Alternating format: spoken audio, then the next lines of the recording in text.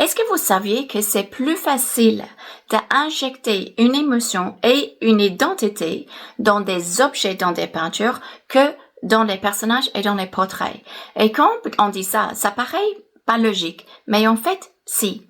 Pourquoi? Parce que en tant qu'être humain, on projette, on voit des personnages, même des petits personnages dans une peinture ou dans un portrait, et on projette un premier regard, une première analyse par rapport à notre bagage. C'est un homme, c'est une femme. Notre impression des personnages, on les projette dans les personnages, dans les peintures. C'est pas la même chose pour les objets. Dans les objets, en fait, vous avez quasi carte blanche. Et donc, c'est génial comme terrain pour comprendre et apprendre à maîtriser comment vous pouvez créer l'émotion et une identité dans vos peintures. Que ce soit pour les arbres, que ce soit pour les voitures, que ce soit pour une chaise, que ce soit pour une fenêtre. Peu importe le sujet, le principe est le même. Donc, les natures mortes sont géniales pour essayer de comprendre comment vous pouvez maîtriser l'art de l'émotion et de créer l'identité. On a besoin des deux parce que c'est l'identité qui crée l'émotion.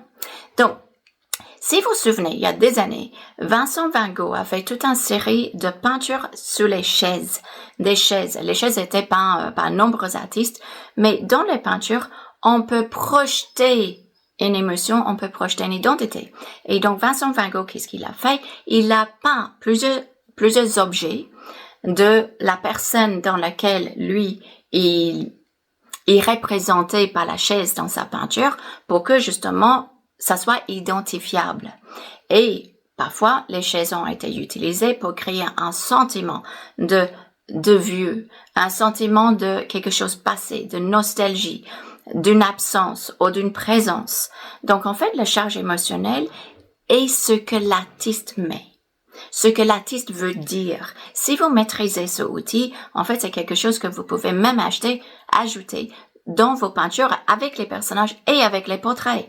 Parce qu'en fait, c'est la méthode, c'est le travail que vous ajoutez, vous utilisez pour faire tout un ensemble de sujets. OK?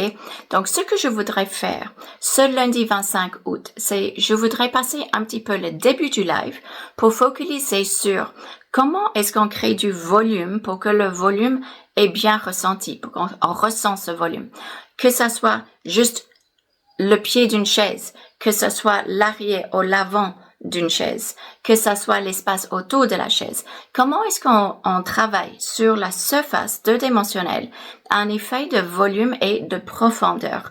Parce que quand vous voulez travailler l'émotionnel et l'identité, on voudrait pas avoir des problèmes de perspective, des problèmes de volume qui font en sorte que ces deux autres aspects sont diminués. OK? Donc, on va travailler, parce que c'est important pour tous les sujets, l'effet de volume et l'espace et profondeur dans vos peintures avec des exercices, explications, etc.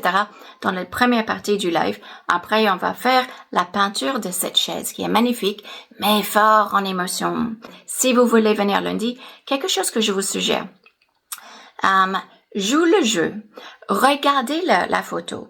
Regardez la photo. Juste regarde la photo pendant 1 minute. Regardez tous les aspects de la photo, la lumière, les formes, les objets, etc.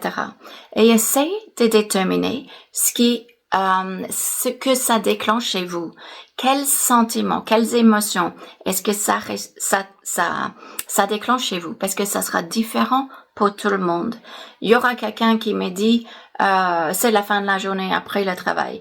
Je sens que c'est la nostalgie. Je sens que quelqu'un est parti. J'ai l'impression que quelqu'un est venu. Donc en fait, chaque personne va projeter leur histoire, leurs idées, leur imagination sur le sujet. Et ce que je voudrais faire, c'est vous apprendre comment, avec vos idées, vous pouvez traduire vos idées de créer une émotion, créer une ambiance, etc. dans une peinture. OK? Que ce soit la chaise, que ce soit un personnage, portrait, etc. Donc, c'est quelque chose de fondamental parce que, justement, ça porte à tous les sujets. Et n'oubliez pas, si vous venez ce lundi, vous allez avoir aussi une critique de votre peinture faite dans le live. Vous pouvez poser les questions et je vais essayer d'identifier ce que j'estime est la faiblesse principale dans votre technique Et si vous savez pas venir lundi, ne vous inquiétez pas, vous allez recevoir le lien pour le replay, l'enregistrement du live. Et dans les deux cas, vous pouvez regarder l'enregistrement autant que vous voulez parce que vous allez garder accès à vie.